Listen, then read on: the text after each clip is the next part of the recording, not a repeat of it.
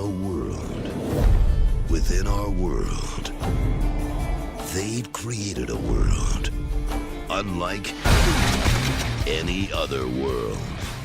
Dungeons and Dragons. And a game like D&D fuels their imagination and makes them feel special. The ogre is amused by your joke and allows you to pass. Dad, I'm just curious. What is it about Dungeons and Dragons that suddenly leapt out at you at age 60? Dungeons, it'd be the dungeons. Just what I love about role-playing games is being told exactly what to do. Me too. You should introduce yourselves. Hey guys, what's going on? You are listening to CFRU 93.3.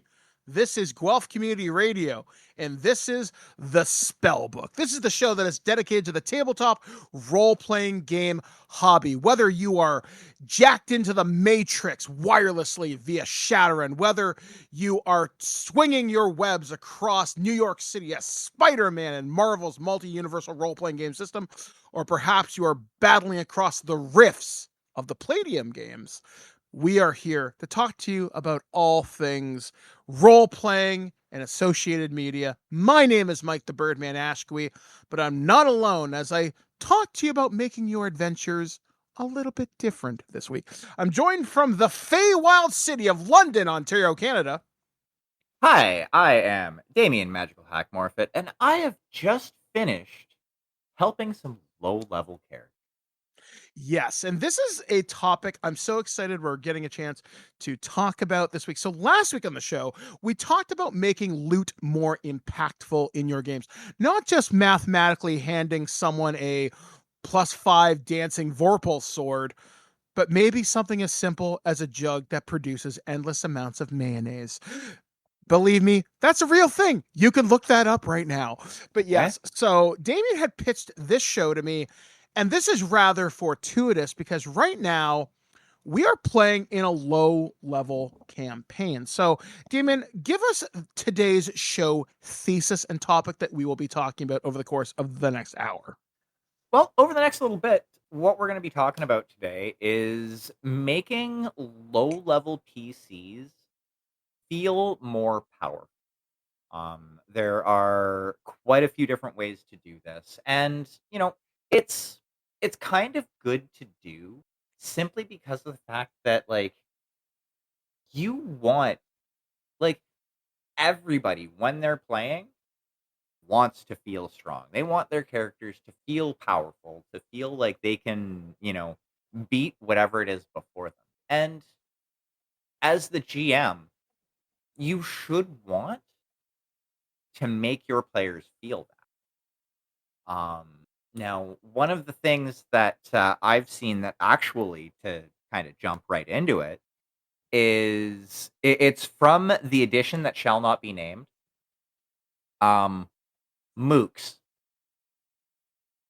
Bunch of one-hit point duders that your characters can mow through.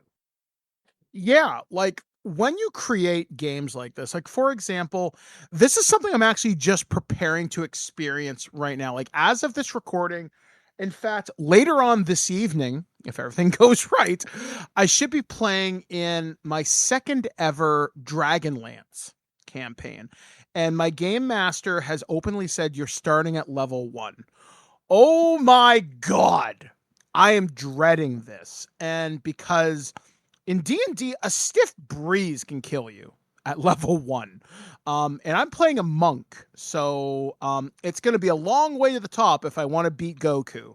So I don't know how my game master is going to handle this. However, though, there was a video in the last couple months that the Dungeon Dudes, wonderful people, you should go check out their channel on YouTube. Really fantastic advice. But the video that they did was talking about low levels and feeling powerful. And when Damien pitched this to me, I'm wondering how we would do this, because in our group that we currently play with our friend Ray, Jason, and Steve, and our other friend Alan, it's okay, how do we make this come together? Because I said when we put together this game, what level do you want to start? And I think everybody said, let's start low level. And that was very interesting to me because I was thinking, okay, well, how do we do this? Because if I start you at level 1, that's a lot of fighting giant vermin and other stupid crap, but maybe some goblins and kobolds, and they can be threats in large numbers, as you've definitely shown me. Mhm. But it's like, when is the perfect low level? And I think the perfect low level is between level 3 and level 6. Here's why. At level 3, your subclass comes online. At level 4, you're getting your first feat or an ability score increase. Level 5, you're getting access to different spells. Some classes get 2 attacks per round. Your hit dice are considering you should be averaging about 50 or 60 hit points depending on your particular character class, plus constitution modifiers. This is mostly D&D focused, but we'll talk about other game systems as well. And it's like, okay, well, what do you do? I can't throw, like huge giant dragons at you. Could you fight a wormling? Yeah, maybe. Like, but what do you do, right? Like, I don't want to just overwhelm you with garbage that will kill you, and I don't want you to just mow through skeletons. But when you mention mooks, that's part of the power fantasy. And actually, in our group, just before you joined our group, Damien, I had them do this. I actually am like, I wonder what would happen if I throw mooks at them. So I threw kobolds. There was like this kobold mech suit, which is an official D&D character. I can't remember what like book it's from, but I'm like, that's really cool. And it doesn't have a lot of hit points, but it does some really cool stuff and it's neat.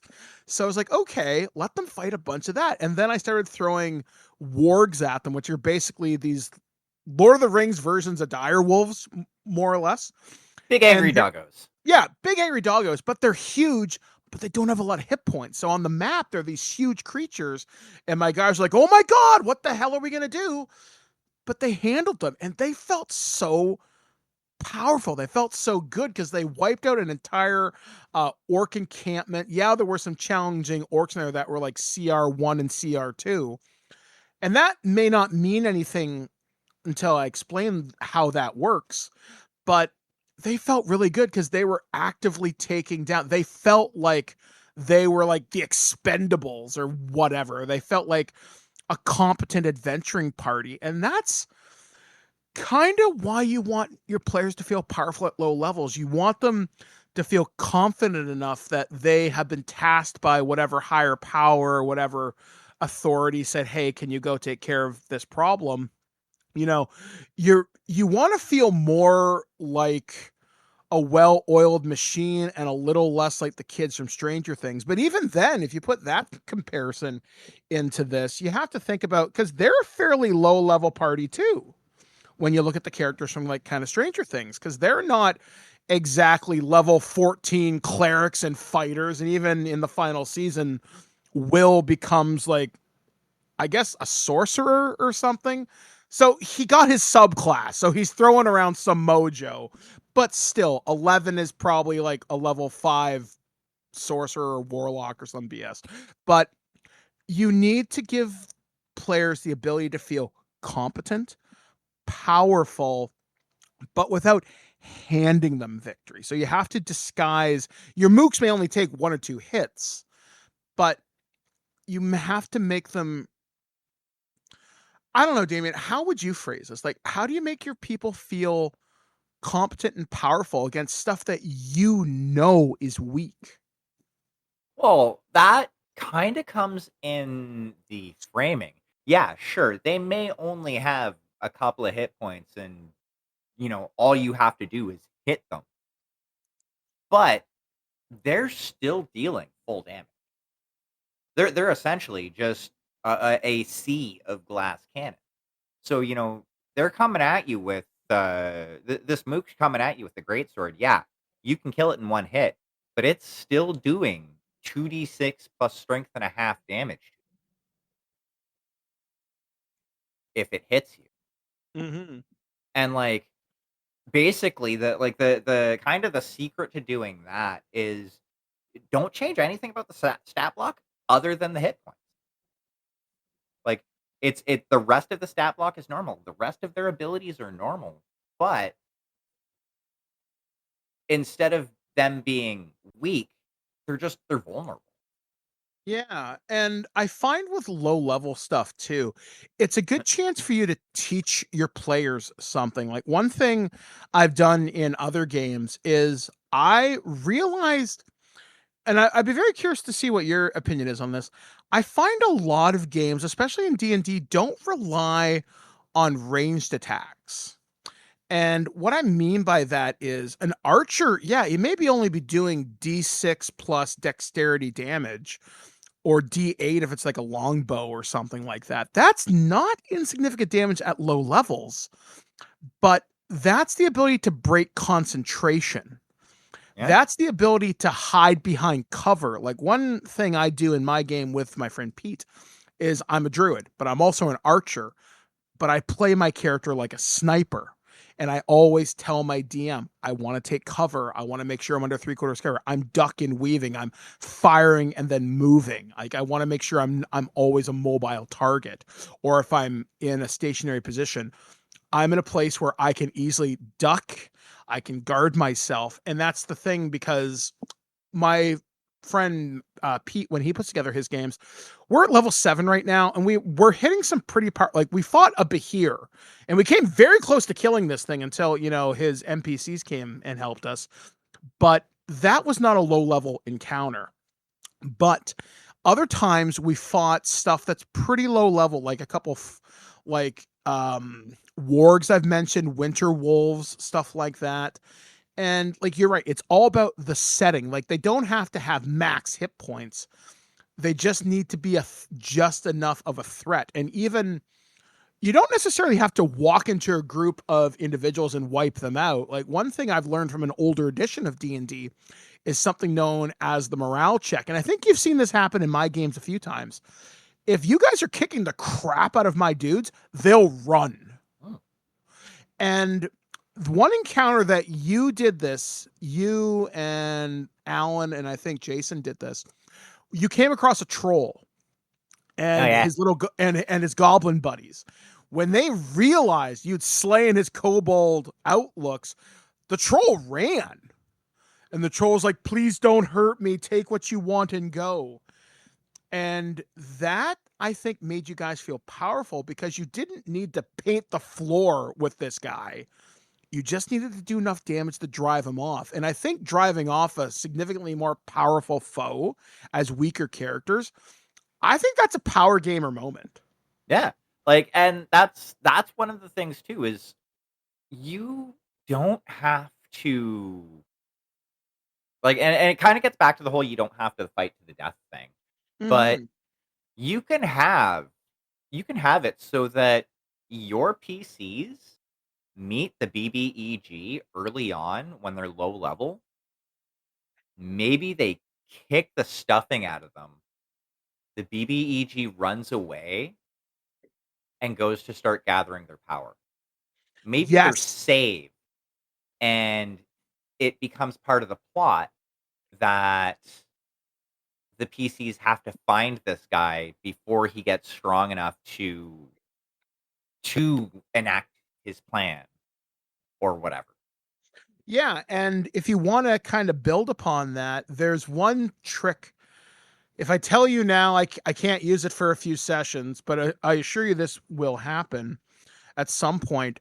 Your big bad evil guy, depending on how you want to do it, he can use body doubles, simulacrums, clones, stuff like that. So yeah, you may win the day against this false version of that person, but you're still gaining information. For example, I think how simulacrum works, it has all your spells, it just doesn't have spell slots. So once it blows counter spell, you know that wizard or whoever has that ability, but you also know, wait a second, I think I know, because there's like a fighter would be able to read them and say, oh, he only has 2 spell slots, so he's used one of them. Now I know. Well, so that gives you information. So the way simulacrum works is it has all of the spells memorized that you have had memorized when you create it. It's a lower caster level than you, I think. I'd have to look it up. And it has all of the spell slots that you have, minus the one used to cast it, and it cannot regain any spell slots. Yeah, so it's a good way for you to test your players, gain information.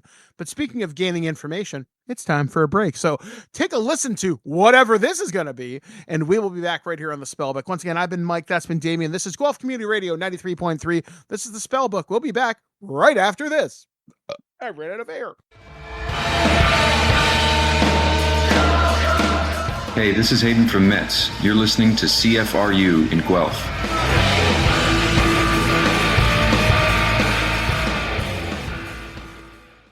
Welcome back to the Spellbook right here on 93.3 CFRU Guelph Community Radio, as we talk about ways that you can make low-level characters feel a little bit more powerful in your games.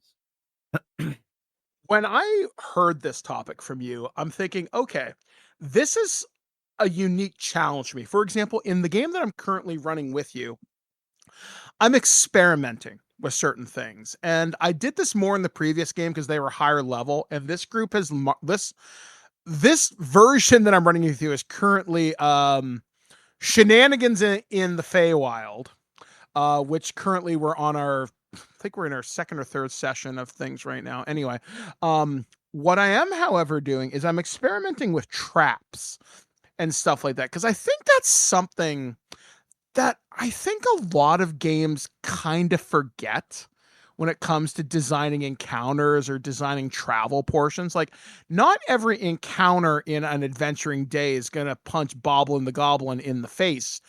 It may be dodging that spike trap or figuring out that riddle or something like that. And I think a good way to make your players feel powerful is make them feel clever. Yeah. And one thing, and this can be something that can be used as a narrative tool too. Again, referring to the thing happened a few weeks ago in our game, one of your items, you looked at its item description and what happened in the game, and you figured out something very narratively significant. And I was thinking, well, crap for crap. Now I have to figure this out. But I like to think in a way that made you feel powerful because you saw not necessarily the entire fabric of the story, but you saw the table setting. You're like, wait a second, how does this work? And you started involving Tinker's innate intelligence, his wisdom, plus mixed with your own brand of D&D war crime. And you started to figure out things. And that's a good way to make a group feel powerful, is give them enough breadcrumbs through traps, encounters, or things that happen during the course of the story that make them feel brilliant. Give them a chance to be the Doctor from Doctor Who. Make them have that moment of eureka where they figure something out. Or if they go through a really difficult series of traps, the traps don't have to kill them. In fact, I really recommend that you don't design deadly traps at low level. Make them creative. For example, one trap that I used in the game just before you joined our group was a screw you trap. What does that mean? They were in a room and they enter the room, all the doors lock, and this giant floating series of numbers starts counting down, and they start hearing clicks, and all my players are like, oh my God, what are we going to do? They start running around the room like, okay, can I open this door? Nope. Can I do this? Nope. And eventually the trap lifted and the doors opened, and they're like, wait a second. And they went to leave, and one of them was just, they couldn't move that extra 5 feet because they didn't dash. And the trap locked again. And they're like, oh, wait a second. It's an alarm. The room trapped itself to hold you in there. It wasn't going to kill you. It was meant for guards to come deal with you. And the reason that trap was designed in that way, because they were escaping from their base because it had been overtaken by bad dudes. But that room was put in a very specific place because that's just before you get into the rooms proper where this base is. So it was essentially right by the front door. But as you get out, the traps get less and less. They get more complicated. But this was like, okay, they've made it past all the deadly stuff. but we have to hold them here. So the less deadly trap was right at the end because they figure they should be beat up by now. Now we can just hold them and take them. But now they've faced the easy trap. Now all the deadly stuff is by the front door.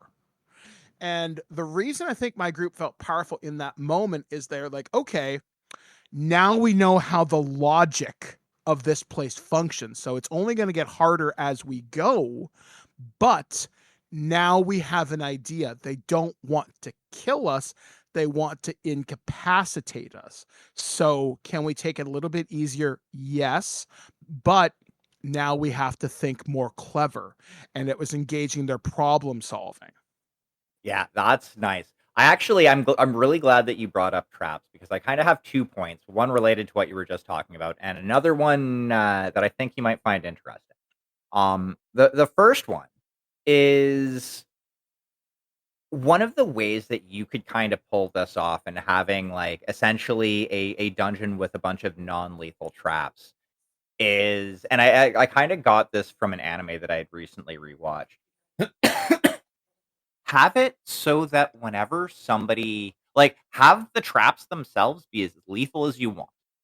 You know, a 60-foot spiked pit trap, go nuts. But when somebody falls into that trap and dies, instead of dying, they get teleported outside out to the front of the dungeon. Physically unharmed, but they remember what happened. There's my cat triggering the alarm. Thanks, Dutch. Thanks, buddy. Oh my God, shut up. There we go. Okay. Please continue. But yeah, that way, like you can have your super lethal dungeon, and it kind of gives that player and that character. It's almost like having that save point in the video game. Mm-hmm. It lets them go, okay, you know what? I fell for that. However, I know how this works now. Do we, death run this whole dungeon and kind of use trial and error to figure out where the traps are? Do we, do we relax a little bit, as you say, because, obviously the person who created this isn't out to kill you, but provide a challenge. And then how would your characters, how would your PCs feel after overcoming that challenge as well? That's something that's not to be sneezed at. The other point that I wanted to make, and the original reason I'm glad that you brought up traps, Mike, is give your players the opportunity to set traps of their own. Yes, that's where I was hoping you'd go with this, because one of the things your characters can do, again, you may see an entire orc or human encampment that's going to ambush your city, town, or whatever. Give them the chance to use information, reconnaissance, information gathering against the enemy. Like, for example, what if your characters, for example, were to infiltrate the enemy camp? You are overwhelmed, easily 10-15-1. But if you sneak in as, this is going to be a really weird example, but follow me. You show up as the caterers. Okay, army still got to eat, but that's not to say you can't slip something into their food that maybe gives them the green apple quick steps, or maybe puts them to sleep, or something like that. What better way to feel powerful if a group of level 2 or 3 adventurers, pardon me, go into an encounter against guys that would be able to paste them to the wall, and the second that group tries to encounter you, they all fall asleep. So you're a little less like the Terminator and you're more like Ocean's 11. That to me is infinitely more powerful to me as a player than any dice roll. I just incapacitated Conan with a pill. That is awesome. And that's better than any critical hit, because I did it because I was smart. And I think low-level characters feel more powerful when the power of what is most often their dump stat, intelligence, gets used. And that's when you can start to use real-world tactics. Figure stuff out. Like, even in our game, I'm encouraging you guys. I've told you so many times, if you can outthink me, I will reward you, because it forces me to be a better tactician.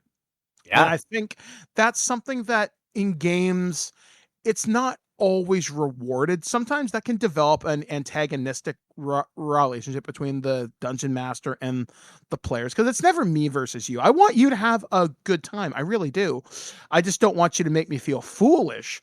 But if you can do something so clever that I have to sit back and go, you know what? I appreciate that. I think that's really something special. And I think players will remember that moment of feeling so smart more so than any critical hit. Yeah, exactly. And like one of the things that as well, a lot of people I've noticed with D&D and also things like Pathfinder, similar type games that have these items, thieves tools. In D&D Yes. specifically, thieves tools allow you to create traps. So let's use your example that you had come up with before. You know, there's this orc encampment, this orc raiding party that's going to raid this town. You know, you have a day or two's notice. Well, you can then say, okay, we're gonna shape the battlefield. We know where they're attacking from. We're gonna set traps in these locations to kind of help us with our defense. And then you as the GM at that point can, you can describe how these orcs and goblins and hobgoblins and whatever are falling to these traps as they approach and as they start their assault. And having, that's going to make your players feel all that much more awesome. Because they've taken out a whole bunch of the enemy force ahead of time. Yeah, like they basically pulled guerrilla warfare. Like, now I'm not saying go out and read the Anarchist Cookbook, read Sun Tzu's Art of War, but I'm not gonna lie, I actually read through part of Sun Tzu's Art of War, and it's made me a pain in the ass to my friend Pete, because it's like, okay, didn't consider that. And that's good, because you want to encourage that creative problem solving. And like with this orc war party, that's pit traps, that's tripwires, that's, maybe setting explosives up in trees. Maybe that's working with the local druid community and having animal scouts report enemy positions. You can pre-target catapults. Yeah. My God, we've turned D&D into literally a war simulator, but that's kind of the point at times, because you want to, tactics should always be your primary weapon, in my opinion. As awesome as, like, I've often used this example, your +5 dancing Vorpal sword, that's great, that's cool, but you know what's going to beat that every single time? Someone being clever and someone being lucky. Now, luck I can't always depend on, but being clever, I am most assuredly I can be. And I think that's something that should really be encouraged, because you want your players to start developing critical thinking skills, critical planning skills. And if they're that smart at low levels, just imagine what they're going to be when some of their subclass features come online, when they start to realize, hey, wait a second, now I can do 2 or 3 things a turn. What can I do now? Because they've worked wonders with less. Now you've given them the option of the entire toolbox as the game goes on. But we're going to take a small break here, right here on the Spellbook, right here on CFRU 93.3 and on thisweekingeek.net, one of Canada's longest running podcasts. When we come back, we're going to continue this talk about making low-level campaigns feel awesome. And we will be back, guys, right after this message. My name is Emily. I'm hanging out in the studio with Isaac from College Heights, and you're listening to CFRU 93.3 FM. welcome back to the Spellbook right here on 93.3 CFRU Guelph Community Radio as we talk about ways to make low-level players and characters feel more powerful.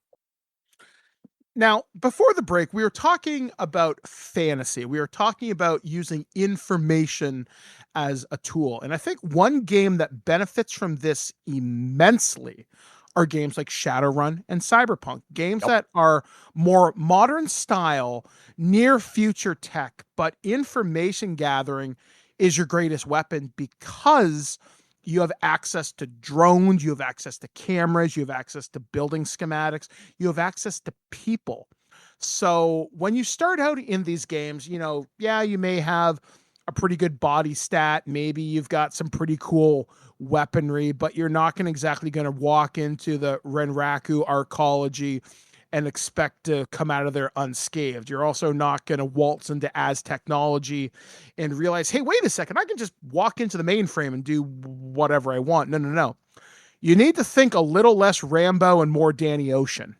And I think that's where you can start to use everybody's different abilities because low level, you are still effective. For example, I'm going to continue with the Shadowrun ideal. You have 3, maybe 4 different types of characters.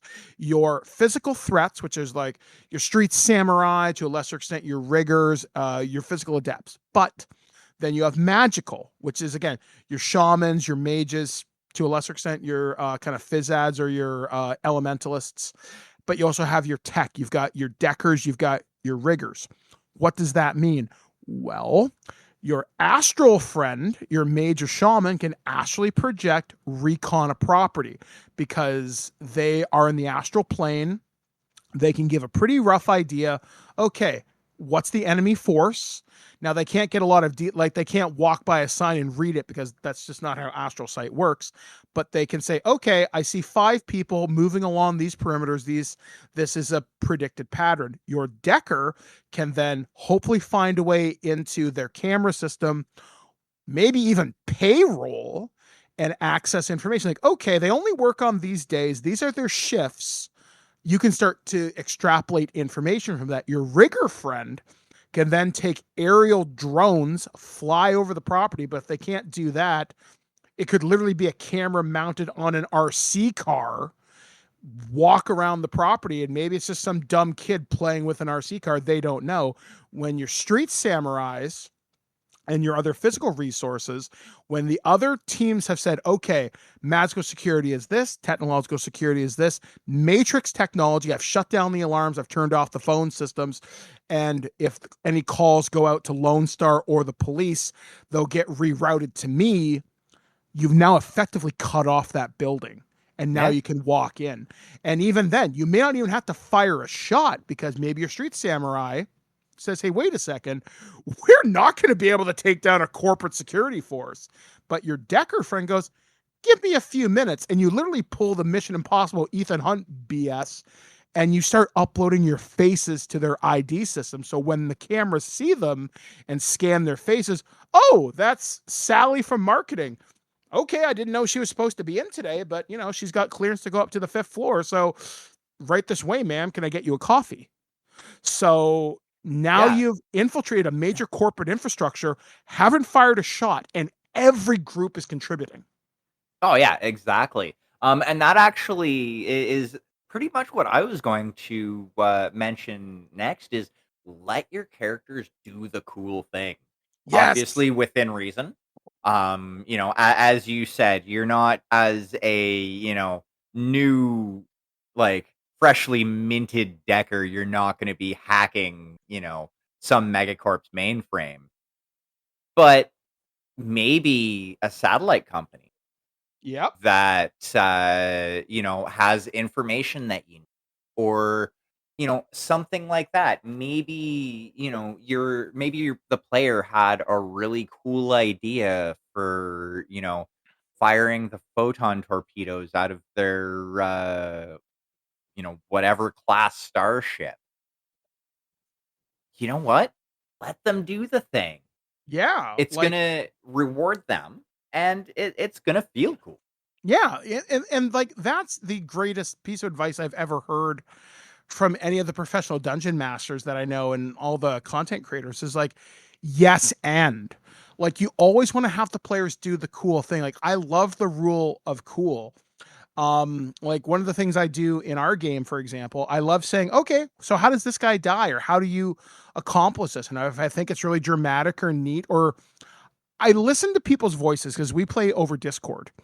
And if I hear excitement in your voice, I'm going to reward that because I want you to feel engaged. Like our one friend, Jason, they are very quiet, but when they get when they commit to their character, they're not just thinking stats. They're not just thinking, okay, well, I can do this gravity spell and I'm awesome. They will take into effect, I'm charmed. I'm in the Feywild. This is weird and wild. And that can be a way to make a player feel powerful too, because you're engaging them in immersion. And when immersion takes over, imagination kicks in.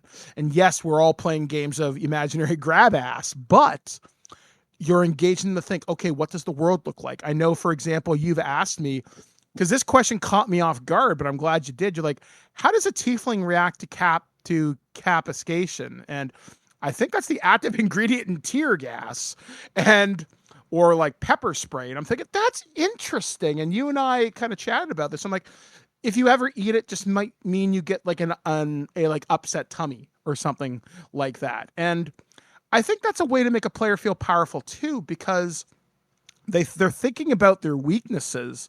They're thinking about how to counter it. And for you, for example, let's say I introduce tear gas into our campaign, which, well, there goes that surprise. But Tinker's smart. Tinker could figure, hey, wait a second. I could create primitive goggles that would guard my eyes. I could create a primitive air filter. You would create a medieval gas mask because you would just be built upon the plague doctor's idea. And you'd be able to resist tear gas when nobody else in the group would be affected by it. Way ahead of you on that one. I already had an idea for that. Yeah, kind of figured. crap for crap every time. But yeah, it's like you want to have the players looking at their sheets no matter what reality you're in. For example, let's take this into the far future. Let's look at Star Wars.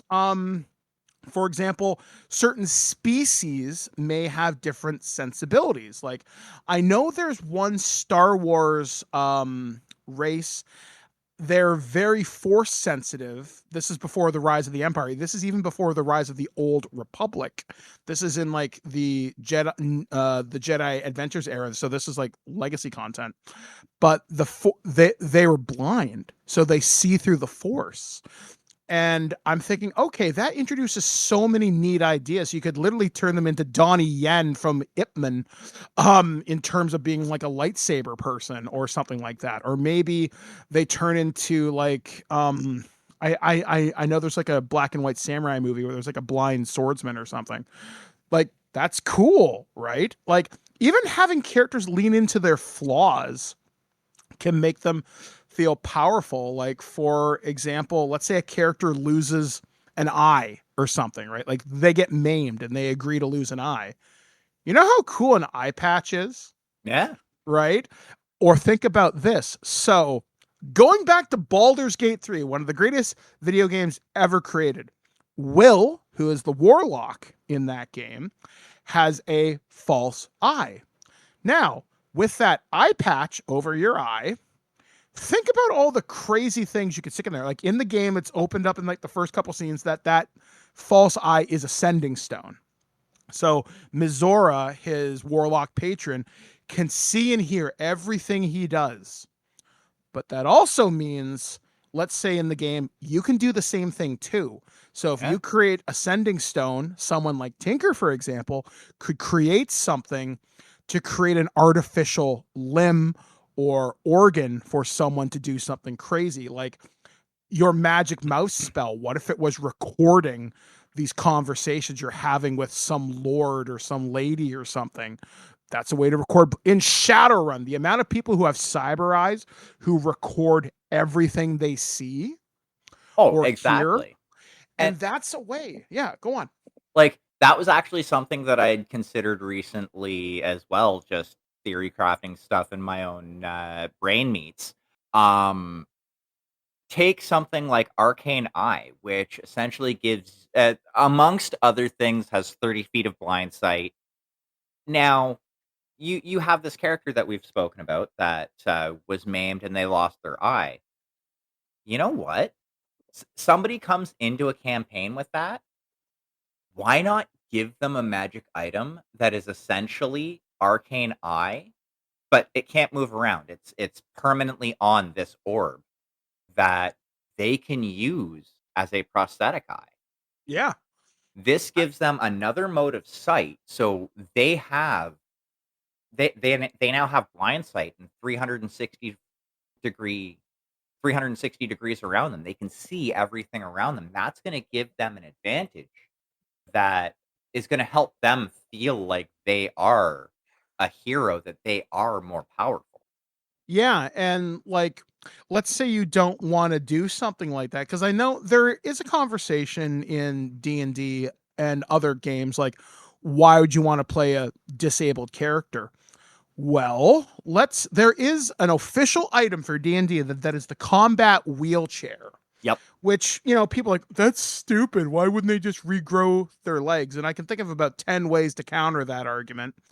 But okay, this magic wheelchair has built-in weaponry. It has built-in all sorts of other crazy things. So you're not correcting the disability, you're giving them more resources. For example, in my own personal life, I'm a left leg below the knee amputee, and I'm a pretty big dude.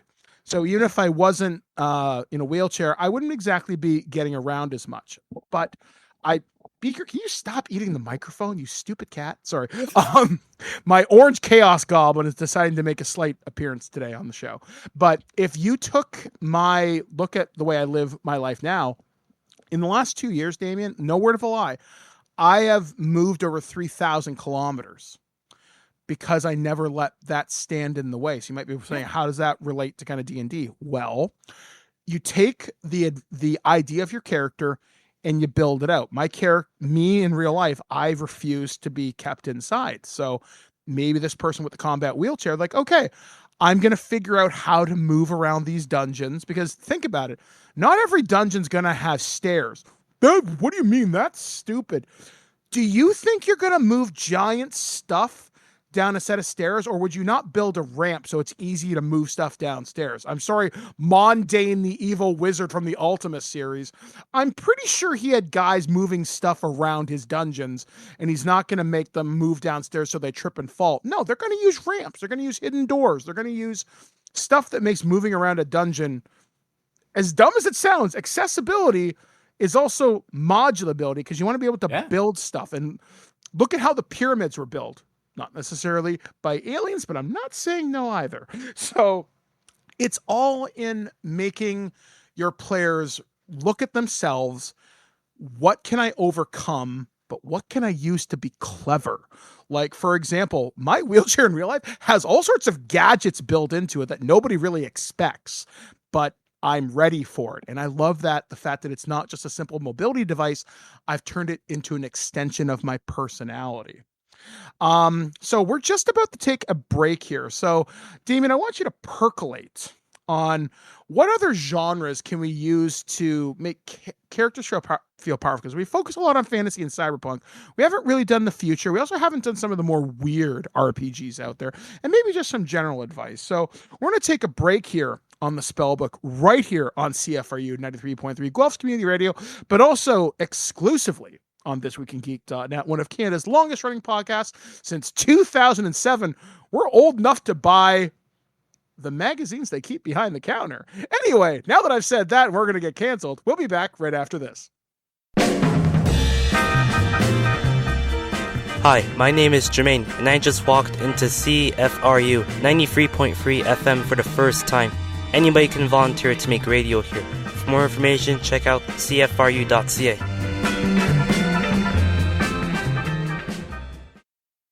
Welcome back to the Spellbook, right here on 93.3 CFRU Guelph Community Radio. Now, when we went for break, we basically, Mike, you would put a question out to me about essentially looking at other TTRPG properties and genres for making low level characters feel more powerful. Yeah, Um, like how would you do this in a superhero RPG? Like, not everybody's the Avengers. Sometimes you're Gen X, or here's our latest recruitment of like Agents of Shield. How would you do this in like a superheroes game, for example? so in a superheroes type game, a lot of it, honestly, my methodology would come down to pretty similar for most of the genres, especially, and it's especially true for a superhero campaign. Since one of the things in the superhero genre that is pretty common are mooks, henchmen, the dudes that the superheroes mow through while they're on their way to, Captain Chaos. So having stuff like that, and also additionally, especially in something like a superhero genre, having the ability to save people, because that's one of the big things about being a superhero is, you're not always fighting Doc Ock on the bridge after all of the civilians have evacuated. Sometimes you have to save the people while you're on your way to that fight, because the bad guys are, using human shields and throwing people out of windows and all sorts of nefarious deeds to try and slow you down. Yeah, because like when you said that example, like saving people, I actually thought of X-Men the animated series, and in the first episode is called Night of the Sentinels. Yeah. And what do Rogue and Storm do when they try to find Jubilee at the mall? The Sentinels are attacking. They immediately start thinking, okay, we got to deal with this threat fast so people don't get hurt.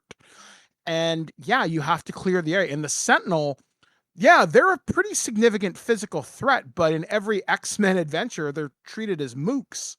But let's lower the power level. Let's say you're not involving the X-Men. Let's take the street level. Let's say Spider-Man. Spider-Man's a pretty good hero, but you're not necessarily fighting your major villains like Venom, Carnage, the Green Goblin. Maybe you're fighting a guy like Tombstone. Okay, big deal. Friggin' Tombstone. Yeah, he's really strong, but he has mafia dudes or crime bosses or crime people working for him. So that is guys with guns. That's maybe guys like you saw this in Spider-Man Homecoming, where they were using stolen Chitauri tech. The Vulture was giving people technology that eventually got confiscated by damage control. So there was the Shocker, the Vulture, lower level villains who aren't necessarily like a world-ending threat, but you still feel pretty cool taking down the Shocker, even though he wants to take over New Jersey, if you know what I mean. If you know, you know. But also, okay, I'm trying to think of other street level villains. Daredevil, for example. He's a blind guy who's really good at fighting and he has radar sense. Okay. What is his rogues gallery? I guess Bullseye, who's just a guy who's really good at throwing stuff. Yeah. But he never misses, which means, to take your example of crowd control, how do you get close enough to Bullseye without him knowing and him taking like a bag of ball bearings and killing 50 people because he could ping them all at like the base of their skulls or something? Yeah. How do you get close? That's you thinking outside the box. That's you coordinating with your street level team. Or someone like Purple Man, who was the main villain of Jessica Jones. His power is suggestion. He can turn an entire room against you, but maybe he doesn't know what you look like. He knows your name as, I don't know, the Vigilante or something, but he doesn't know that you're a man, woman, or whatever. How do you get close to this guy without him turning a room into a carnage level event?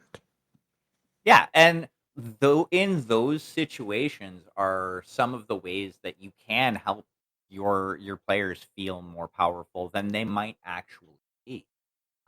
Because yeah, like if you're able to overcome that bit of adversity, in order to achieve your character's goal, then yeah, that's gonna drip that dopamine into your brain, Yeah, and it's like gonna make you happy. It's gonna make you feel fulfilled.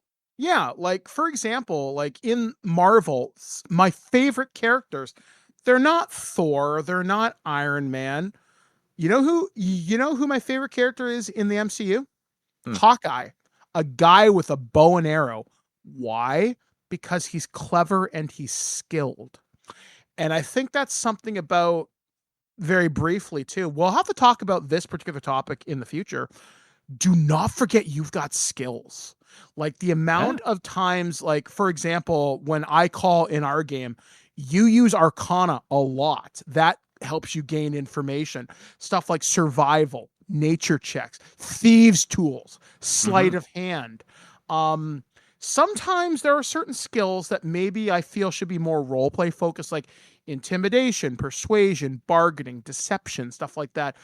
I'm gonna reward you if you role play that out more than just relying on a straight skill roll. Like one of the classic examples I always hear whenever any content creator talks about this, haggling.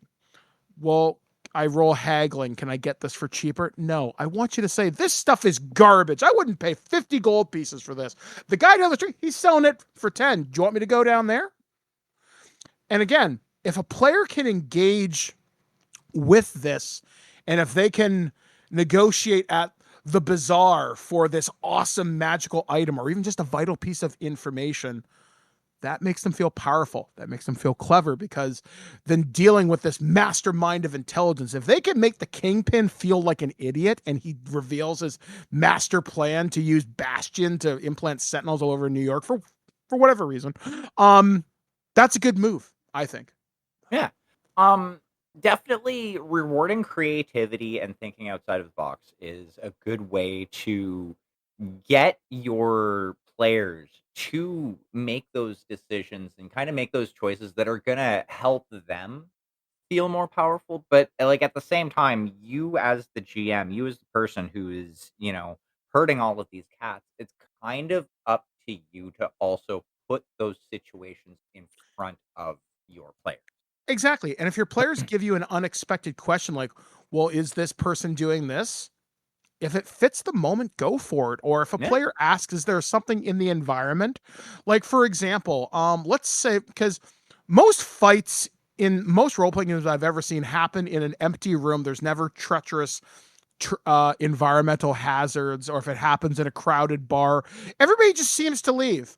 Um, Maybe the next time you're in a fight, okay, I'm in a bar and we just got into a bar fight. I asked the game master, is there food on the table? Yeah, sure. There's a plate of, or there's a bowl of stew. Okay, cool. Why do you want to know? Can I throw it in the guy's face? Sure can, and it Yeah. burns. It's got capsaicin in it. Yeah. But yeah, like that's use the environment to your advantage. Like I want you to swing on the rope. I want you to cut down the chandelier. I want you to turn the lights off. Because you know how many people don't have dark vision? Yeah. And you do? Surprise, douchebag. I can see in the dark and you can't. Or Oh, also, yeah, the environment is in 3 dimensions. yes. Depth, height, especially with you. God, I hate your flying. Um, the X and Y axis are a lie. But yes. But like, and that's the thing is, as the GM, storyteller, whatever you wish to call yourself, um, it's kind of up to you to, when you're giving those descriptions of the room or the area that your characters are interacting with, you know, oh hey, yeah, there's off to the left. There's a 3 foot tall a ledge that's 3 feet off the ground, and you can see that the balcony at the back of the room is facing down, and there are some people up there that seem to be taking cover behind the banister. That way, you're giving your PCs the tools that they need to interact with the environment and pull one over on their adversaries. Not necessarily you, because you're the one who set the scene, but pull one over on the people, the creatures that they're fighting. And, that's going to help them feel a little bit better. It's going to be like, oh, hey, yeah, I have the high ground. Yeah, because like that's something else too. Everything seems to take place on one level playing field. Like I love that. Like in our games, for example, yeah, I'll mention like you can hide up there. You can look down on the field. You yourself use a lot of aerial 3D movement. So a lot of my guys have to figure out, well, how am I going to reach Tinker? We can't, but we can throw stuff at him. We can shoot at him, but I won't be swinging my two-handed greatsword at him unless he comes like down here. And that's something else too. If you plant unexpected encounters, I mean, one of our last games, we had stuff coming out of the damn walls and you didn't know what to think about it. But one of our players, Alan's like, wait a second, I'm going to Hunter's Mark that thing. I'm like, okay, big deal. You do an extra D4 damage. Ooh, what am I going to do? But Hunter's Mark allows you to know exactly where this thing is. So now you can set a trap. So you can make this thing literally Evil Dead 2 out of the wall, Dead by Dawn, and suddenly good, bad, I'm the guy with the gun. And you did that. And it was a great moment because, again, synergy. You were working together. You used the environment against this thing. You cut off its access to run, and you got smart. So there's so many cool tricks you can do to make your players feel so powerful. So we've got just a closing moment. What's your number one tip? I've said it before, but again, within reason, let your players do the cool thing. It's only going to help your narrative. It's only going to help your game, and it's going to help your players feel like they're able to make a difference. It's going to help them feel more confident about their. I'd say for me, be clever. The information you can ask your DM is only going to help you. I want you to ask me, what's on the floor? What's behind the bar? What's on the ceiling? What was served on the menu today at this tavern? Or is there a phone in this room? Why? Maybe that phone starts ringing. And how many people can resist a ringing phone? I'll tell you, you can't. It's not possible. You want to answer it. You don't know why. So stuff like that. Be clever. Use the environment. And that's advice that is applicable from level 1 to level 20 to whatever. So that's going to do it for this edition of the Spellbook. Next week, we're going to be talking about dragons, how to run them. What are they? Chromatic, gem, flower, even. And we'll even talk about some ones like Tiamat, Takesis, Parthenax, Smog, all the heavy hitters. You know them. You love them. And for some reason, they keep landing and doing tail attacks. So for the Spellbook, we have been... I have been Damien, and... I have been Mike the Birdman, saying be excellent to each other. We will catch you guys again next time, right here on Guelph's Community Radio, CFRU 93.3, and thisweekingeek.net. It's not enough. We have a gallery of villains to look out for, but now we could be infiltrated by a shape changer. I can't even tell if any of you are acting strange because you've been replaced or because this group is full of weirdos. Thanks for listening to this episode of The Spellbook. If you happen to have any comments or suggestions, please send us an email at thespellbookshow@gmail.com. We'd love to hear from you. And if you're hungry for more, you can find Mike at thisweekingeek.net, covering a variety of nerdy topics, and Damien on YouTube at Magical Hack Makes for more TTRPG conversation. That's it, man. Game over, man. It's game over.